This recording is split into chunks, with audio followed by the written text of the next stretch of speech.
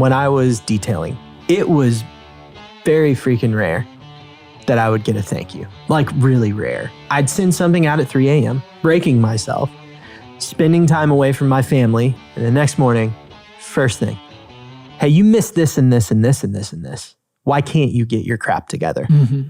Like, look at the timestamp, dude. I'm sorry. I was trying to live up to my word and trying to get this to you on time because you said you needed it. And in that process, I was like, dude, we got to start saying thank you.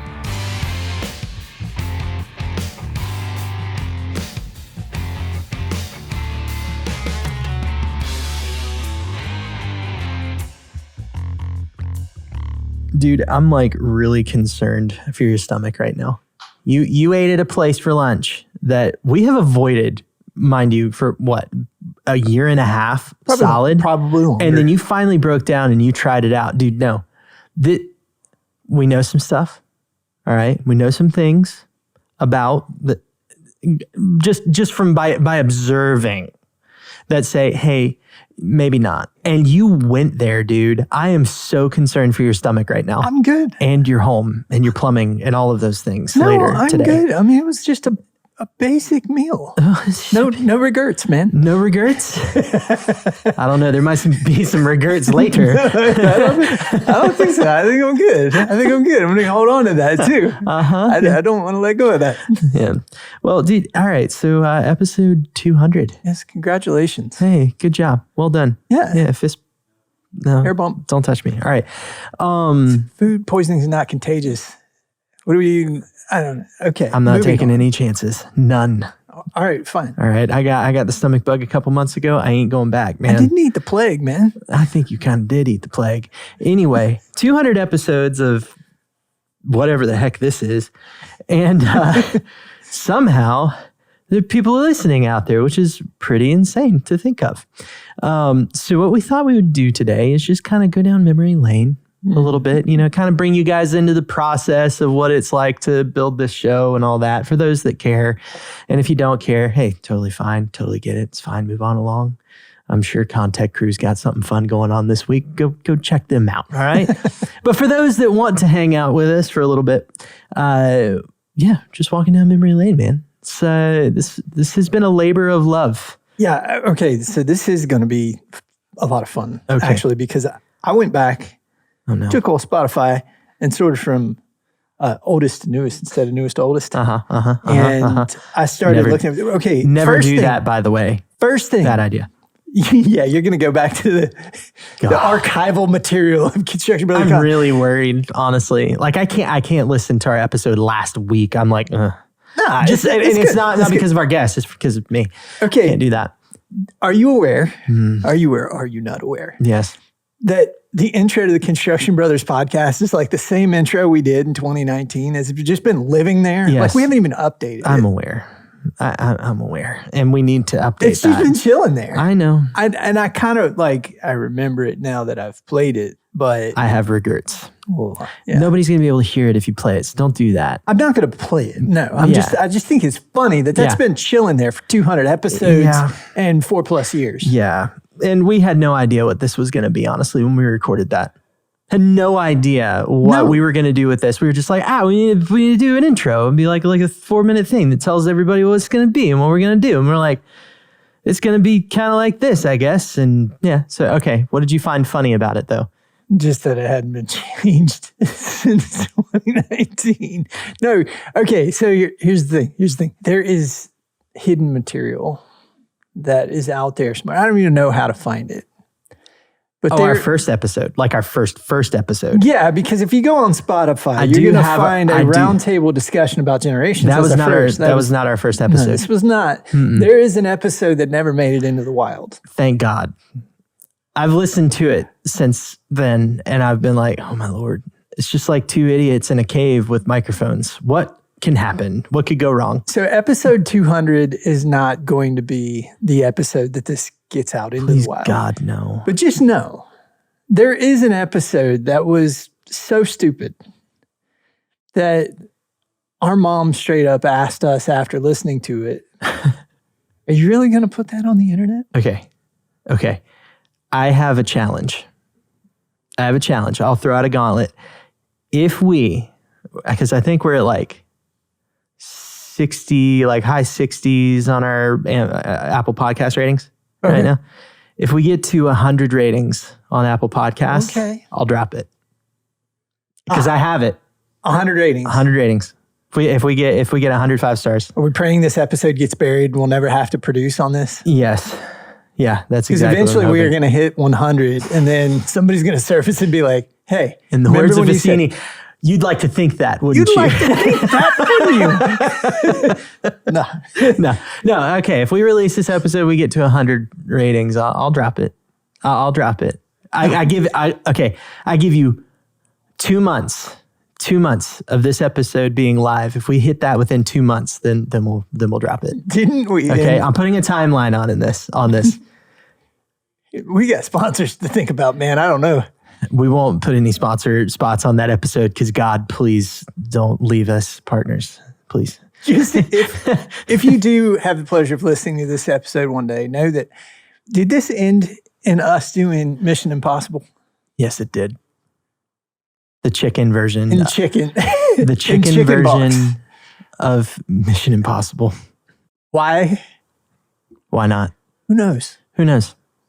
That's how young we were. Young and just full of life. Wasn't all that young. I was 40 years old, man. I was young. Yeah. It was just the anxiety trying to reach the surface. Well, it's funny. It's really funny now to kind of look back at some of these early episodes because like we were recording back over here in this room, just like on the other side of this wall, because there's a room back there, just locked away in the corner, recording our little show, had the big screen TV in there so we could look at people when we were talking to them and stuff, recording it on Zoom. Yep. Really, really good time. And I think just persistence. That's it. No talent. We just stayed. Just kind of did the thing. Man, story of my life. You know what? Not a great talent, but willing to work hard. I mean, has got me so many places that I shouldn't have been. This is true. I just frankly shouldn't have been. This is true. Just keep asking, hoping for the best. All right. So it's just some things that are top of mind. You remember when we were in the room and we're interviewing Pete DuMont and like he gets launched and starts changing the construction industry and getting like really impassioned about what he's saying. Yeah. How long was it until one of us interrupted because we were like, we don't want to be rude. Hey, Pete. And then we're like, he thinks we're doing the thing. We're not. We're not doing the thing yet. Yeah, we asked him like one question to clarify, and then he launched. And he went for it, which is totally on us, Pete. We take full responsibility for that one. Oh yeah, our bad. Mistake. Rookie mistake here. Our bad. You had no idea. You launched, and yeah, we were just kind of sitting 15 minutes. It's solid. Yeah, solid. Our butts like just like we were very, very uncomfortable. Like, hey man, like we didn't know we could cut in and like say, hey, stop. Too nice. Hold it. Yeah, we were way too nice. Yeah, we're just a bunch of jerks now. That's all we are. But yeah, then we interviewed Clifton Harness, dude, still out there with Test Fit. Shout out to them. They're still killing it. We had Garrett. Had Garrett Blackstock, our the intern. Generations episode, which we're talking about bringing him back because now we've got a number of years lapsed and he is in the industry. As a project manager? And doing great. Yeah. So we really want to hear from him again. Garrett, if you're listening, we're coming to ask you for... I already texted him today and he hasn't responded. So Garrett, get on it. Text me back, text bro. Tyler back. What in the world, dude?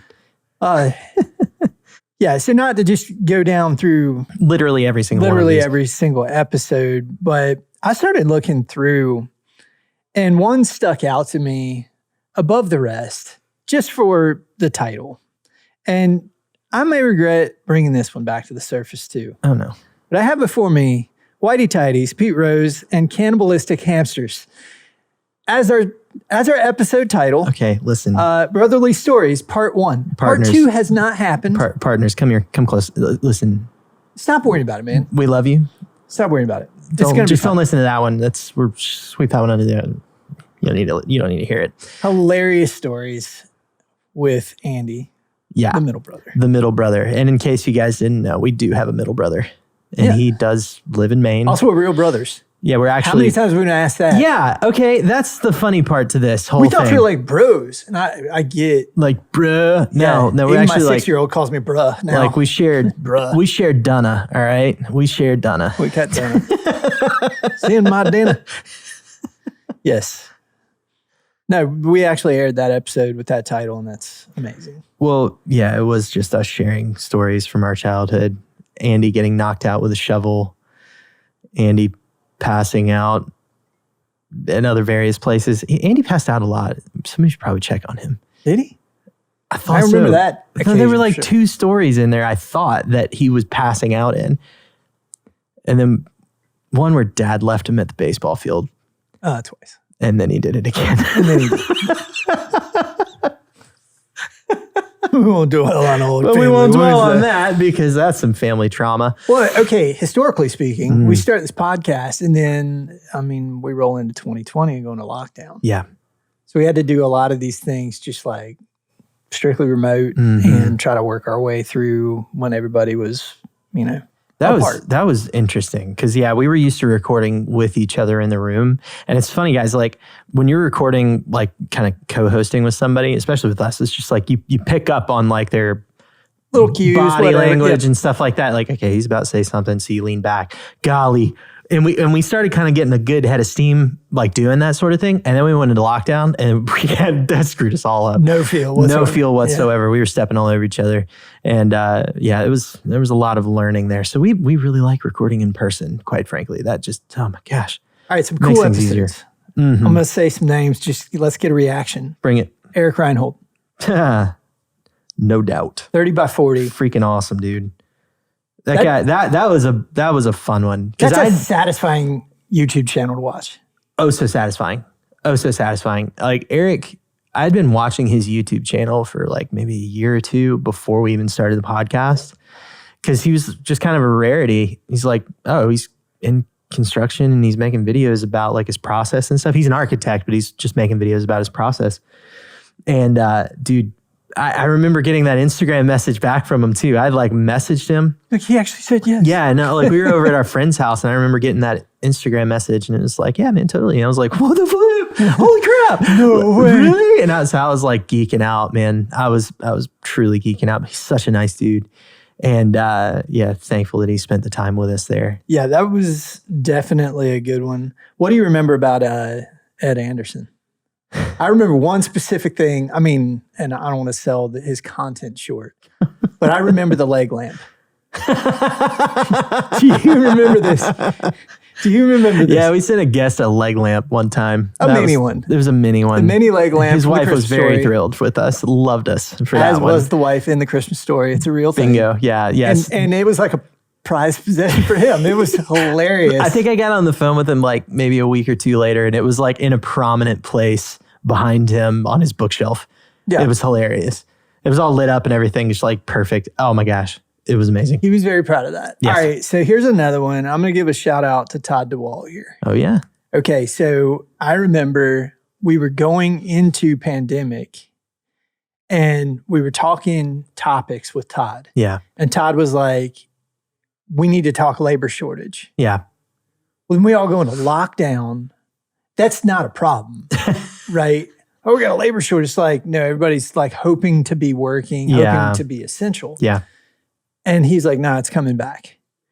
And I mean, he was all out. I know he's not the only one that was saying it, but it was a great topic. Yeah. And it was a bit prophetic because it was coming back. It has come back and it is here. Yeah. So that was interesting. I haven't listened to it in a long time. Todd's got his own podcast, Construction Leading Edge. Yeah. And I mean, if we're in the podcast listening, construction podcast listening specifically. Yeah. It's an interesting niche. You'd know him. You'd know him. But I mean, so mid-February of 2020 is when that comes out. Yeah. Like we're all locking down and there are jobs to be had, but we're still talking about labor shortage, coming about. That was a weird time. Weird time. That was a very weird time.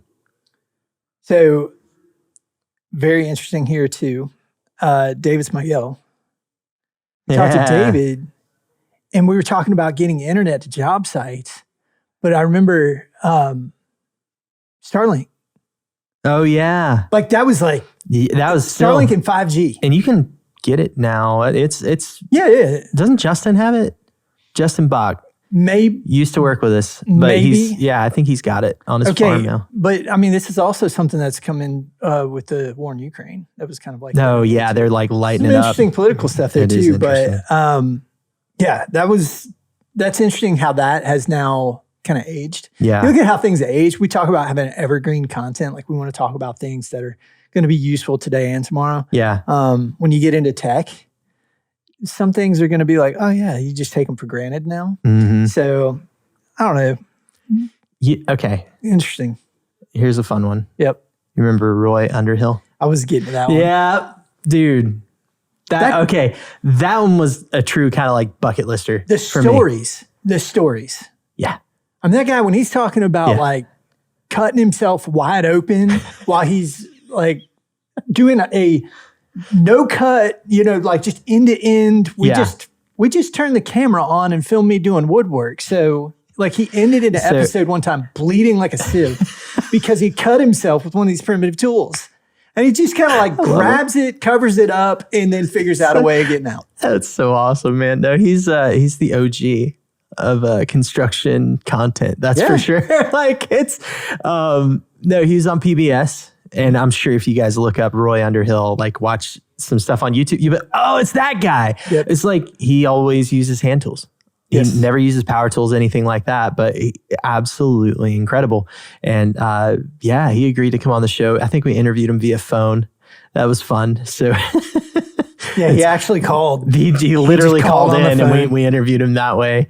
But I still have his phone number, so I can hit him up whenever I want. I made his little image there and all that stuff. His PBS show is called The Woodwright Shop. Mm-hmm.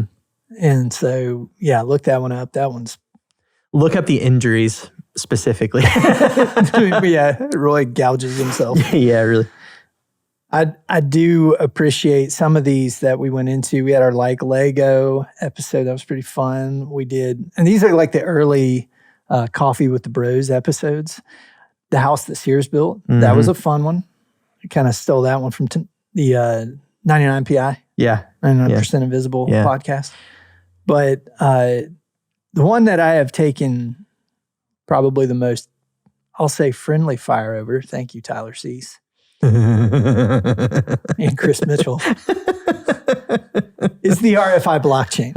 Oh, yeah. I was actually sent a picture of me in an RFI blockchain. They used Canva and it was incredible. It was pretty sweet. So, Didn't they do it on both of us at one point? This was a great concept, man. Oh, that was a fantastic concept.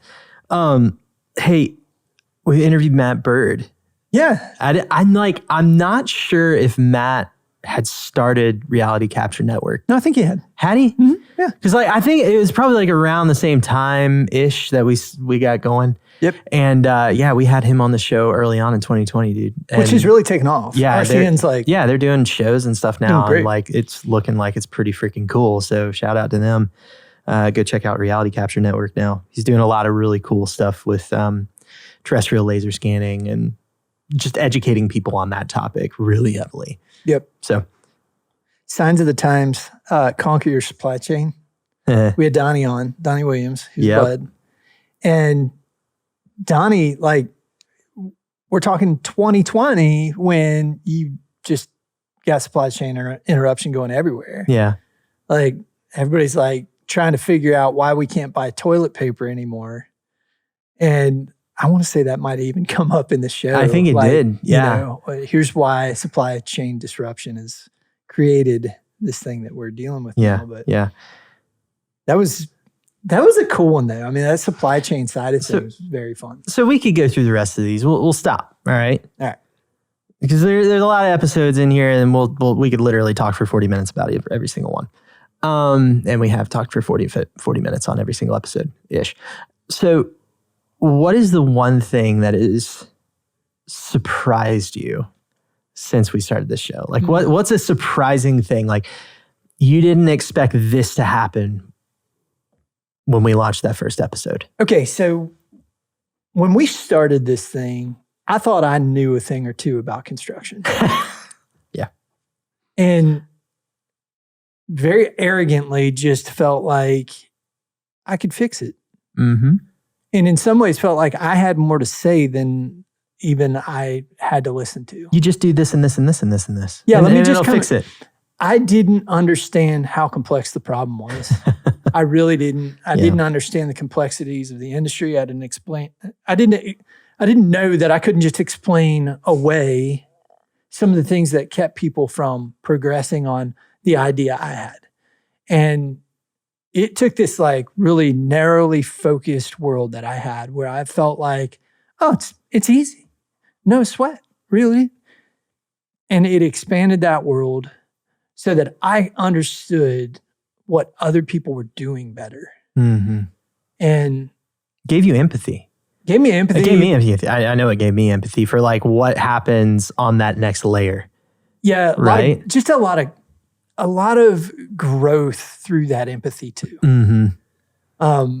As I'm learning about what somebody else is dealing with, and they're saying things like, I mean, like I'm hearing words I've never heard before. Mm-hmm. I'm talking about concepts that I've never encountered. Yeah. And I'm like, this person has just invested all of his thought and this occupies a huge part of the industry. Yeah. Understanding like how things go from the inception of a project to getting project funding and all this. Yeah. I didn't operate there. Yeah. I'm under a subcontractor. So I had this little pocket and I thought I had it figured out and I didn't. Mm-hmm. So that for me, that was the big one, was just having my eyes opened to a lot of things I had not seen before. It's kind of that way with like leadership, right? So I've found this to be true, where when you're at a lower level, you start thinking, well, we should just do this and this and this, and that'll fix the problem. If I was in leadership, I would do this.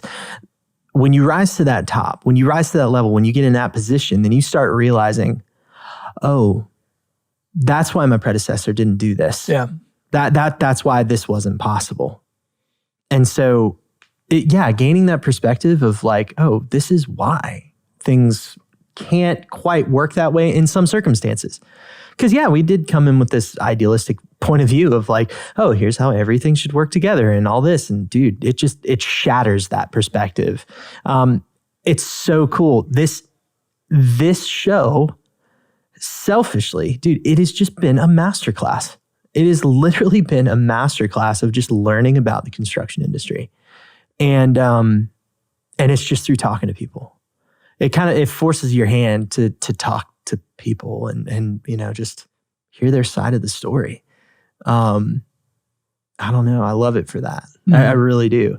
Because, I think, so we started out the show in 2019, went through 2020 and all that stuff. And then I left the company in 2021. So I left the family business in 2021 during this this past 4 years. Been working with Story Builder now for 2 years and 4 months or something. I can't even remember now. But dude, it just is, it's interesting to see the travel that's happened in 4 years. Yeah. It's gone by very fast, of course, but it's interesting to see the travel. And now it's cool to see other people engaging with the topics, with the conversations that we're having. And then, seeing some of the disagreements. Seeing, sometimes we kick the bee's nest, and that's just a lot of fun to just sit back and watch and be like, all right, well, hopefully this is some healthy discourse that leads to some new perspective. Yeah, definitely. Okay. So here, I'm gonna look at the camera. I'm talking to you. All right. Hear me say this. When we make a point, when we throw our snippets onto LinkedIn, Instagram, wherever, and you disagree with them and you comment as such, we actually like that. that for us is now an opportunity for learning, because so many times that comment opens up the other side. It's helpful for us. So thank you, because we were trying with this, right, to create a conversation in the construction industry. We knew, I guess at a certain point, we knew that we didn't know everything. Well, we weren't going to be able to fix it all. The idea of the feedback loop, we always come back to. This is something that we have had since the beginning of the show, where we talk about we want to develop a feedback loop in construction. That was episode 2. That was with Clifton Harness. Yeah. And we latched on. And we latched on to that. Like, and it's Clifton, I think, takes responsibility for coming up with that phrase, and us, we latched onto it because of Clifton.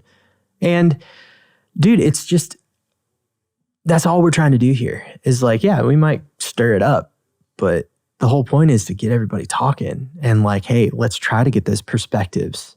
Let's try to get those shared perspectives out there. Yep.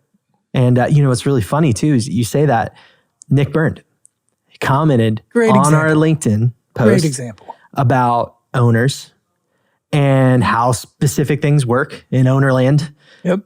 And disagreed with us. And we had him on the show because we were like, no, please come tell us your perspective. We want that. We need that. Like, tell us why we're wrong. Yep. Because, last thing we want to do is act like we've got it all figured out and that everything that we preach is stuff that we practice. Yep. Consistently. Hey, even some of the delivery methods that I had idealized. We were asking about design build last week with Melanie. Yeah. And I was just like, hey, what's your opinion on it? Yeah. Design build rah-rah has been a thing for a while. For a long time. And it's almost like, man, I wouldn't want to say anything bad about design build. Everybody loves design build. But yeah. But there was an experiential knowledge and a knowing that came with her answer that was like, well, no, I do have an opposite side of that. It was honest. You don't have to agree with it. Yeah. Maybe there's a counterpoint to be made to that. Make it. Yeah. But it was good to hear because a lot of times we just say the same things that everybody around us says. Yes. And so our little sphere becomes this nice little echo chamber where we hear nothing but what we want to hear. Yeah. And social media really panders to that. It sets you up for that. It's going to feed back the things that you are asking for and want to hear and dwell on. Right. So you're going to probably create your own echo chamber. It's very nice to hear people say, I don't think that. Mm-hmm. That's okay. All right, let me hear what you do think. Yeah. Let me learn from you. Yeah. That has been immensely invaluable. And yeah, selfishly, the number one thing that we have gotten out of this show is an education. Yeah. And man, I'd do it again. Of course, I'm thankful for the people that spend all the time with us. Whether, it's people listening or whether it's people coming in here that we interview, like, I'm just thankful that people are spending time. And like, I hope we're doing a good job trying to share feedback. And I want to keep getting better at it. Yep. Always better. Just trying to get 1% better every day. And, on the echo chamber front, can I like riff on something real quick? You're probably going to, whether I give you permission or not. Yeah, I'm going to. One thing that we hear consistently, we get a lot of email on our contact email account. And a lot of them are from people wanting to come on the show. And one of the main things that is used as a pitch or as a reason why we should interview is the statement, construction is slow to adopt technology. Mm-hmm. And I want to say that's bullcrap because I don't think it is. I think construction is pretty quick to adopt new technology if it sees the value, if it sees a freaking reason to use it. And most of the time, people that say that, and I'm not going to throw any specific person under the bus, but a lot of times, the people that get trapped saying that are the software companies. So if you're a software company... Kind of self-serving, really. It is a little bit self-serving, isn't it? Yeah. It really is. And so I kind of want to call that out and say, hey guys, I don't think that we're slow to adopt technology. I think construction is actually very dynamic and very quick. And we'll latch onto something if they see the value in it. Right. I think the companies that are saying that, they just haven't presented the value. They haven't figured out how to express what it does. And it's not like a drill. They're too busy trying to make a pitch, honestly. Pretty much, yeah. All right, so if you don't believe that, go and put a new, amazing tool in the hands of somebody in construction that is not cost prohibitive. Mm-hmm. Like there might be a price point threshold that's, you're unable to get past. But in construction, we love tools. Yeah, and tools are tech. We love to geek out on this stuff. Tools are technology, and we are eager to adopt new things that make our jobs and lives easier. And I mean, whether it be something that has longer lasting battery life, or no cord on it to begin with, so that I can take it from A to B and not have to worry about much, or whether something's going to keep me safer, or keep my crew safer. Yeah, we're eager to bring that on, to onboard it, to even show others that we've done so, because it makes us look more competent. Yeah, I tend to agree with you that we adopt a lot of tech. Now, much. We can be stubborn in the industry. I get there's a rebuttal to be had there. I get that. Mm-hmm. And software is something that is difficult to get companies to adopt. Yeah. It is. Yeah. So that specific, that is a pocket, but to blanket sweep, like you're saying, it's pretty unfair. It's very unfair to say that we're slow to adopt technology, because I'm sorry, it's just not true. Like if you hand a contractor or anybody in the trades a tool that does a job, and they could see the value in it real quick, dude, their pocketbook will come out real fast. Mm-hmm. We've seen that with steel fabrication, dude. Millions of freaking dollars spent on steel fabrication equipment. Yep. That's new. That's tech. They saw the freaking value in it and they bought the thing. Oh gosh, man. It fires me up a little bit. What's fun is I am in construction. Like I've done construction. I worked in the field in construction, being around residential a little bit. It's interesting how many new tools have come out in residential construction that would make that job, or the job I did, much different now than it was then. And I have found myself somewhat out of step on the tooling side of things, like not knowing something exists if it doesn't occupy my little pocket. Yeah. So, but I mean, these contractors, these subs are eager to adopt those things and get them deployed in their companies. I mean, they're eager. Why? Yeah. Because it makes the thing happen faster. Yeah. And if it happens faster, I make more money. Mm-hmm. This isn't like Chinese long division. It's not hard.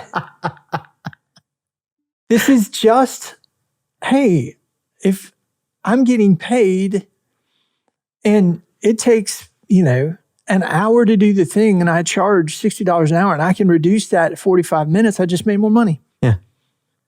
So beating that up. Yeah. I defend our industry, and I would too. And that's based off of seeing just a lot of that come through in the email. And I just warn against that thinking. I think they are ready to adopt. The industry is ready to adopt. They want to. There are a lot of people out there that are hungry. They're also, they're weary. They are weary. There's weary. So freaking much of it. It's very difficult to pick. Yep. And so like the companies that take the time to put their freaking product in somebody's hand and let them play with it and let them see the value firsthand, those are the companies that are going to win. Yep. At the end of the day. And we're seeing a lot of buzzwordy crap right now that doesn't really get the point across. So anyway, just a little bit of a gripe session here for just 2 seconds. Just don't get caught in that trap, guys. Yep. But overall, it's just taught us, like this show has just taught us so many different layers of things going on in the industry. From seeing how the software operators kind of are out there in the world to like more the hardware, like, robotics and different things, seeing some of that, then seeing the owners and seeing some of the GCs and seeing some of the sub-trades. Being able to talk to all those people has just been enlightening. And yeah, like you, I'd do it all over again. So I think it was worth it. It's been enriching. It has been enriching. It has been an enriching experience. And thanks to the industry for enriching us in that way, because a lot of you guys out there that are maybe listening, you've been on the show. Yeah. You've been around us, personal friends of ours who we work with you on the regular. And you've built us up. Yeah. You know, so appreciate it. I hope that, and I would imagine you're not spending your time on this if you're not getting any value out of it. But, you know, I mean, because you're only going to be nice for so long. I hope you get value here to everybody who is listening. I hope you're going to continue to get value. I hope we can continue to work hard to try to find new concepts and new people that are going to continue to educate us. And that's our goal. If they can educate us on something, well, maybe you haven't heard it either. Yeah. So we're going to work hard to lean into those things that bring we always say, the ideas and the encouragement, so that we can put that content in front of everybody. Yeah. And hopefully we all get better. Yeah. That is the ultimate thing. We get better. You know who I hope to be like when I grow up? Ron Swanson. Well, that obviously. Bob Goff. Bob Goff's pretty awesome. Pretty freaking awesome. He was a bucket lister too. And he was a bucket lister for sure. Yeah. And we got to interview him. I don't know, man. Like, he's just, the way he approaches life is just so, it's going to be okay. It's going to be all right.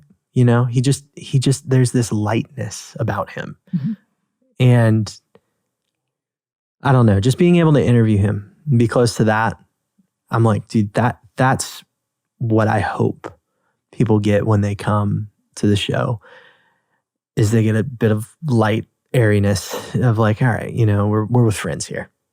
You know, I'm not here being browbeaten to death of all the different things that I should be doing. I definitely want you guys to feel just the brotherly bashing as a way of uplifting you. Yeah. We don't care because we're literally doing it whether or not the camera's on. And it's funny when we have people here and they come to record with us and they're like, oh, it's real. Yeah, it's not an act. No, it's literally not an act. We just beat on each other that much. We're ripping on each other before the episode. Like, oh, we haven't even started yet. Is this like a warm-up? It's like, no, it's just how we roll. That has been funny because how we've started episodes in the past is like we would just start beating on each other. Like absolute mosh pit would start. And then the guest would be like responsible for trying to find a way to jump in. And so many times they've been just stuck on the diving board. Just like, I don't want to go. Like this doesn't look good. I just feel like I'm in the middle of family conflict right now and I want to leave. You are. Yeah. You definitely are. Yeah. Welcome to the Family Conflict Show. Tyler Campbell. I'll be your guest. Oh, dude, we stopped doing the welcome. Mm-hmm. That's something that we used to do all the time as well. We phased that out. I'm sorry, guys. The fun welcome stories. Welcome to the Construction Brothers podcast. I still got it. You quit doing that. I did. You also, like, we quit doing the let me bring something to your attention. Oh, God, dude. We did that for like the first 20 episodes, 30. No, maybe it was longer than that. But yeah, Eddie, I'd like to bring something to your attention. That was, it was fun. I listened to one of the older ones, and it was about the elephants that had gotten loose and wandered all over Asia. I know we covered iguanas falling out of trees a couple of times.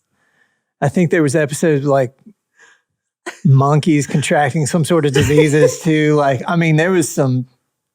How those came to life. If you listen to the older episodes, that was me going like, "Hey, internet, weird thing that happened today." Flick, flick. Hey, there it is. Iguanas falling from trees. Sweet. Money. We got it. All right.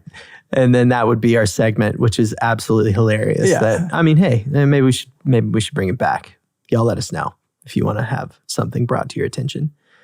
I'll sick Lee on actually doing some real research and trying to find something that is of value. Genuinely funny that we can react to.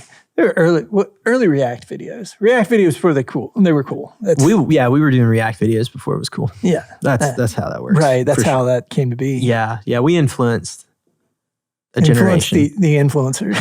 Yeah. Well, guys, I think we're going to wrap this up. We'll sign off. Do you want to do a megaphone? I think I already did. I kind of think I already did. No? Okay. So got to come up with something knee-jerk. Put you on the spot for a megaphone. Hey, normally I go to the thing that is tried and true. Yes. And that is the golden rule. I go back to this again and again. And I strive for this every day, that I would do to other people around me the way I would want them to do to me, treat them how I would want to be treated. And I wish that for our industry. And I think it would improve the way that we deal with one another. I think it would improve things at large. I will say, I posted something to that effect, just random, sitting around at Christmas. I'm like, hey, let me send a feel-gooder out there. Yeah. And so I send it out there, and it's like, whatever. And I still managed to get one person, one person came out from under the bridge and even complained about that one. I'm like, how? So how do you complain about the golden rule? But somebody did it. Oh, you find a way. That's a good time. That's a good time. That's the internet's for you.